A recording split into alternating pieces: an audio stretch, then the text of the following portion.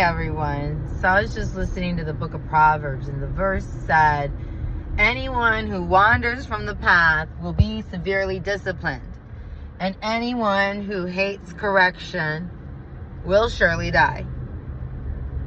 And it made me think about my own life and how I wandered and I was disciplined. And then I look at the people who suffer from narcissistic tendencies and how much they hate correction, and it makes me afraid for them. Because when you're so filled with pride and arrogance that you aren't even willing to receive correction, that's what's going to lead to death. Because pride is the opposite of humility. Selfishness is the opposite of love.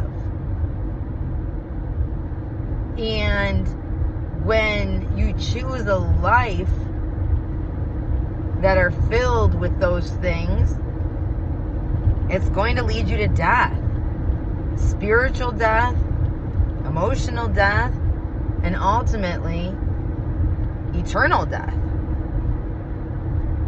And I was listening to this one video, and it was talking about how people who suffer from narcissistic tendencies think that they can get away with it because there's not always an instant consequence to their bad behavior. And so their ego tends to grow because they think that what they're doing is okay. And it made me think of the other Bible passage that said that when people aren't corrected or disciplined immediately, then they think that their behavior is okay. And you might have been being kind and forgiving and gracious and generous, but to a person who has a hardened heart, they don't interpret it that way. And they'll continually take advantage of you and continually not change unless you give them consequences to their actions. And it's one of the things I'm really having to learn, and I had to learn it to an even deeper level this weekend. And now moving forward in my life, I have even more changes to make and incorporate. That way I can help my children learn these things, because I want them to have the firm foundation of truth so that when they go out into the world, they're not being deceived. Because the time we live in is a very confusing, deceptive time. And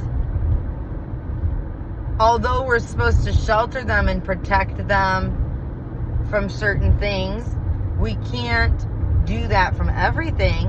And so because of this, we have to recognize that we're not always in control and teach them these critical thinking skills and teach them how to have integrity and morals and character. And it's so important that actions have consequences. And yeah, there's a time and place for mercy, but there's also for those that don't want mercy and they just want legalism, because that was in the Bible too. I think it was in Romans, where he said that those who want to live by the law will be judged by the law. I don't want to live by the law. I know that. I know I'd rather have mercy, and that means that I have to give mercy to others if I don't want to be judged by the law. But there's so many people that say they want mercy, and then they're completely unwilling to make any changes themselves, and they are always shifting the blame and never taking accountability. And when they do, it's only forced or when they feel like they're backed into a corner. And that is not love. That is not humility. That is not godly. That's of the devil. And those kinds of behaviors, when tolerated, grow fruits of contention, confusion, and discord. And that's exactly what the enemy wants. And I was thinking the other day about getting a punching bag for the garage for me and the kids, because a lot of us get a lot of righteous anger built up inside from the things that we have to go through. And we would like an outlet. And I was realizing the other day, I was listening to a verse, and it wasn't this one, but it was, we battle not against flesh and blood, but against principalities and powers of darkness and every evil force. Well, it wasn't that one, but it was a different verse, but along the same concept. And I realized that the enemy we're facing is invisible. And I need to teach my children that too, because so many people will do these outlets and they imagine humans on the receiving end. And I was listening to this one video, and it was a guy, and I don't remember if he had visions of it or if he was just telling like what he imagined it would be like, but I think it was visions or dreams. But he was talking about how in the spiritual realm he like saw his character, his spirit or whatever, like armed with faith, truth, and the armor of God was on, and he was just like beating up demons. And when he would pray, that's like what he would imagine or see was his spiritual character annihilating the spiritual enemy that was influencing whatever it was in his life. And that really hit me, and I was like, when I let the kids loose to get out some of their righteous anger, I want to make sure we fight the spirit, not the flesh. We don't fight the flesh. And that's what I'm going to have to pound into them every time they go out, and every time that I get ready to set them loose and ask them the questions, because I don't want them to be imagining humans. I want them to be imagining the enemy.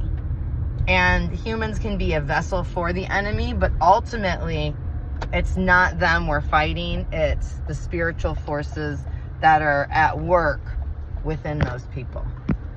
So it just helps me really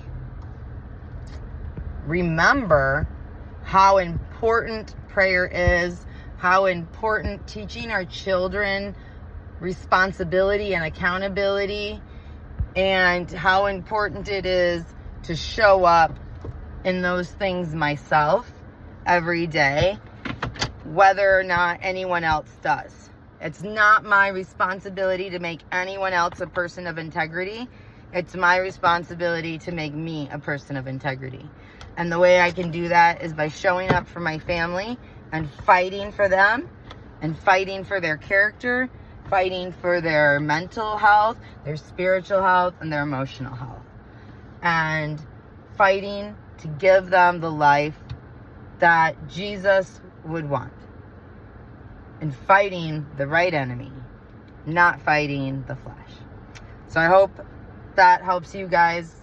Helped me when I heard that verse, and I just clicked a lot of pieces. But I love you. He loves you more. And I hope you have a great day.